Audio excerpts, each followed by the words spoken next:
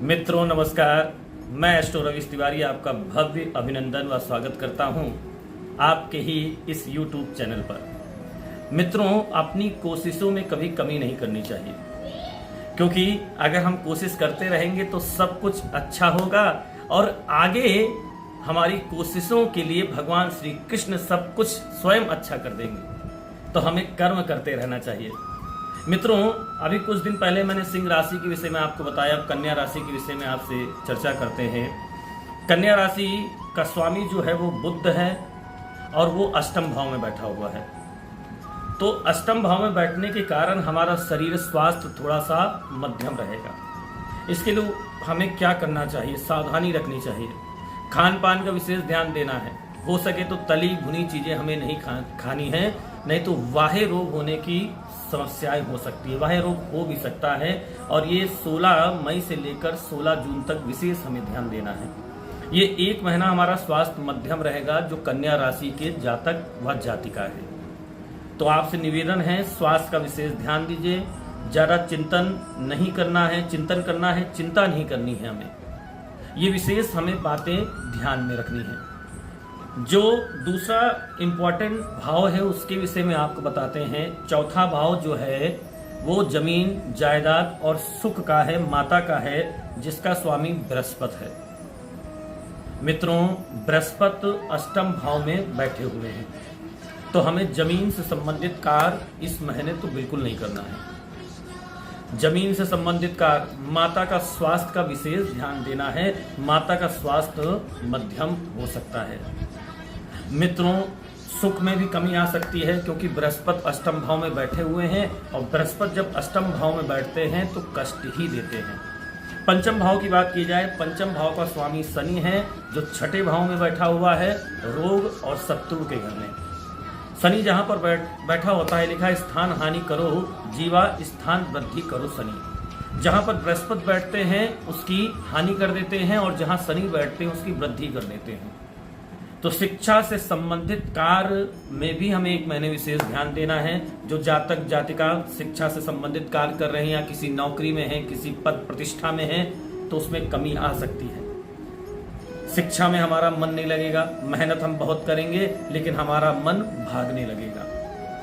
सप्तम भाव की बात की जाए, सप्तम भाव का स्वामी जो जीवन साथी है, पत्नी का है, प्रेम का है।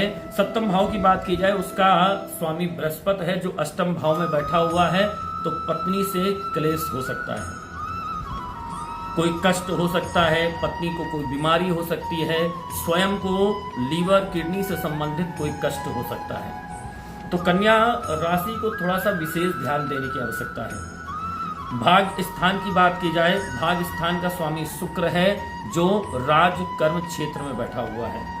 शुक्र राज कर्म क्षेत्र में बैठने के कारण जो हमारे इतना कष्टमय समय है, स्वास्थ्य, शिक्षा और पत्नी भाव का स्वामी अष्टम भाव में बैठने के कारण बड़ी कठिनाई है। लेकिन शुक्र के भाग स्थान का स्वामी दसम भाव में बैठने के कारण इन सब में वो कमी लाएगा। तो आपका शुक्र ग्रह बहुत अच्छा है, जो आपका स्वास्थ्य, आपका जीवन साथी से संबंधित जो क्लेश है, जो कठिनाइयां हैं, उसको शुक्र हमारा दूर करेगा। राज्य कर्म क्षेत्र की बात की जाए तो राज्य कर्म क्षेत्र का स्वामी बुध है जो अष्टम भाव में बैठा हुआ है। तो हमें राज से संबंधित भी थोड़ा सा कष्ट हो सकता है, लेकिन शुक्र वहां पर बैठे हुए हैं, इसलिए विशेष कोई कष्ट नहीं होगा। लाभ स्थान की बात की जाए, लाभ स्थान का स्वामी चंद्रमा है। चंद्रमा 2.25 दिन में परिवर्तित होते रहते हैं, लेकिन वहां पर मंगल नीच राशि के बैठे हुए हैं, तो हमें थोड़ा सा रक्त विकार भी हो सकता है, व्यर्थ का खर्चा भी हो सकता है, व्यर्थ की यात्राएं भी हो सकती हैं। और 12वें भाव का स्वामी जो है वो सूर्य है, भाग स्थान में बैठा हुआ है, तो जो यात्राएं होंगी वो धार्मिक यात्राएं होंगी। श्रीमान जी, कुल मिला के जो कन्या राशि का समय है थोड़ा सा कष्टमय है, लेकिन आपको उपाय मैं बता रहा हूँ, यह अगर उपाय करते हैं तो यह कष्टमय समय भी श्रेष्ठ हो जाएगा। क्योंकि कन्या राशि का स्वामी जो बुध है वो अष्टम भाव में बैठा है। इसके लिए उपाय क्या किया जाए? सबसे पहले तो आप तो गणेश जी महाराज का ध्यान करना है। नित्य जब घर से निकले तो पहले गणेश जी की एक माला और गायत्री मंत्र 8 बार करिएगा, तो आपके बुध ग्रह वो श्रेष्ठ हो जाएंगे, सुपरसीट हो जाएंगे। बृहस्पति थोड़ा सा आपका खराब है जो 1 महीने तक रहेगा। तो बृहस्पति के लिए, देवगुरु बृहस्पति के लिए क्या करना चाहिए? बृहस्पति के लिए आप भगवान विष्णु का अभिषेक करें। अगर अभिषेक नहीं कर पा रहे हैं तो घर पे जो शालीग्राम या भगवान श्री कृष्ण की लड्डू गोपाल रखे होते हैं उनका नित्य स्नान कराइए। स्नान कराने के बाद जो अमृत निकले ना, उस अमृत को आपको पीना है, जिससे हमें रोग बाधा नहीं आएगी। घर पे जितने सदस्य हैं, आपकी धर्मपत्नी है, बच्चे हैं, उस अमृत को सबको पिलाइए, जिससे हमारा बृहस्पति ग्रह श्रेष्ठ हो जाए। बाकी आपको विशेष कोई उपाय करने की आवश्यकता नहीं। ये 2 उपाय अगर आप करेंगे तो आपका समय अपने आप श्रेष्ठ हो जाएगा। तो मित्रों, आप इस उपाय के साथ अगर ये कार्य करेंगे तो कन्या राशि का समय सबसे श्रेष्ठ और सफलतामय रहेगा।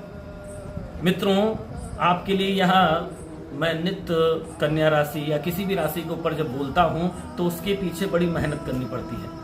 तो आपसे निवेदन है, हमारे इस YouTube चैनल को देखिए, सब्सक्राइब करिए, लाइक करिए। निवेदन एक यह भी है, यह चैनल जो हमने ये वीडियो बनाई है इसको पूरा आप व्यू करिएगा। आपके देखने से हमारा उत्साहवर्धन बनता है और एक अंदर से श्रेष्ठता भाव आता है कि आगे चल के हम और अच्छे वीडियो बनाएंगे। सभी मित्र स्वस्थ रहें, आनंदित रहें। जय श्री राम।